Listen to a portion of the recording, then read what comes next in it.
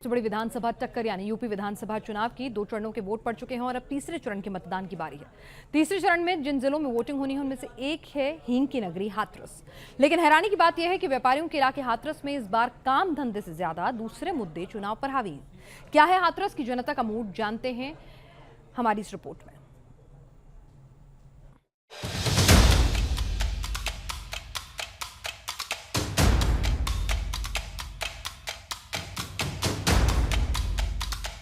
स्वामी विवेकानंद की स्मृतियां, करपात्री महाराज की कर्मस्थली, कक्का हाथरसी की जन्मस्थली, यूपी का इकलौता शहर जहां है 4 रेलवे स्टेशन।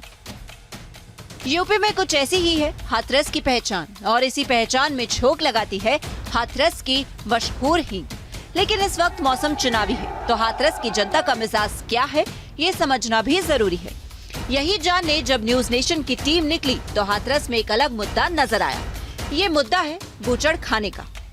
आपको याद होगा जब 2017 में योगी सरकार बहुमत के साथ आई थी तो अवैध बूचड़ खाने भी सुर्खियों का हिस्सा बने थे। योगी सरकार ने अवैध बूचड़ खानों पर एक्शन भी लिया, लेकिन हाथरस के सादाबाद में अब भी लोगों को कार्रवाई का इंतजार है, क्योंकि बूचड़ खानों से निकलने वाले वेस्ट से पानी के स्रोत गंदे हो रहे हैं। इस वक्त हम जिला हाथरस में है, सादाबाद विधानसभा क्षेत्र है, और यहाँ देखिए कि किस तरीके से प्रदूषण नजर आ रहा है। इसके पीछे जो हमने किसानों से बात की, उन्होंने कई कारणों की बात की। उन्होंने कहा कि पेस्टिसाइड से लेकर कई ऐसे कीटनाशकों का इस्तेमाल किया जा रहा है जो कृषि में होने नहीं चाहिए थे। इसके अलावा अवैध बूचड़खानों की बात करें, जिसके अलावा कई तरह के उद्योगों की बात करें, तो उसकी वजह से भी ये प्रदूषण अपने चरम पे नजर आता है। जनता के मुताबिक सिर्फ अवैध ही नहीं, लाइसेंसी बूचड़खानों में भी इजाजत से ज्यादा कटाई हो रही है, जिसकी वजह से खेती के लिए इस्तेमाल होने वाला नहर का पानी विषैला हो गया है।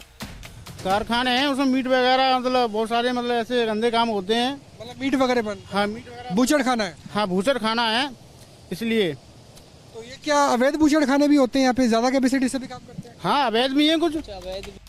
चूँकि चुनाव में किसान आंदोलन को भी एक फैक्टर माना जा रहा है और हाथरस में किसानों की तादाद अच्छी खासी है, तो हमने किसान मतदाताओं से बात की। मोदी बाबा के नाम पे वोट पड़ेंगे? हाँ मोदी बाबा के नाम पे वोट पड़ेंगे। योगी बाबा के नाम पे? योगी बाबा मोदी बाबा एक ही बात है, दोनों एक ही हैं। तो दोनों के नाम पे वोट पड़ेगा। आप? भाजपा अच्छा है, ऐसा है ये सबकी देखभाल करती है, अच्छा काम कर रही है इस टाइम में। हाँ, क्या लगता है इस बार किसको वोट देने वाले? योगी बाबा की सरकार बनेगी इस बार, और बहुत अच्छा विकास हो रहा है। अब पब्लिक बोलती है कि साहब कुछ नहीं हो रहा हमारे लिए, महंगाई बढ़ रही है। अगर अच्छे रोड चाहोगे तो महंगाई तो ऑटोमेटिक बढ़ेगी। जितना गुड़ डाल लोगे उतना मीठा होगा, चाहे मीठा होगा। अगर तुम वैसी सुविधा अच्छी चाहोगे तो महंगाई तो ऑटोमेटिक ही बढ़ेगी। किसानों से हुई बातचीत में ये समझ आया कि कोरोना काल के दौरान योगी सरकार के काम इन तक और इनके दिल तक भी पहुँचे। हमारी टीम आगे बढ़ी और पहुंची आधी आबादी यानी महिला वोटर तक, और महिलाओं के बीच नजर आया सिर्फ और सिर्फ मोदी मैजिक। क्या लगता है इस बार स्थिति कैसी? बीजेपी। क्या वजह है, क्या डेवलपमेंट हुआ इलाके? यहाँ का माहौल भी अच्छा हो गया है और भ्रष्टाचार भी खत्म हो गया है। 5 साल पहले आप कितने बजे तक घर बाहर निकल सकते थे और अब स्थिति कितनी बदली है? अब तो किसी भी टाइम निकल सकते हैं, 10 बजे 11 बजे कोई टाइम नहीं है। पहले तो 7 बजे के बाद ही डर लगता था निकलने में। किसको वोट तो देंगे, वो तो 20 तारीख को देने देना। फूल पे देंगे मोदी को। हालांकि सिर्फ सादाबाद सीट पर मुस्लिम, जाट और यादव वोटर यानी गठबंधन का दाव मजबूत नजर आता है, और यादव वोट बैंक गठबंधन के इस आंकलन को सही साबित करना चाहता है। बीजेपी है जी, बीजेपी है। बीजेपी ने क्या कुछ किया, क्या सोच ले? सारा काम किया, बहुत सारा।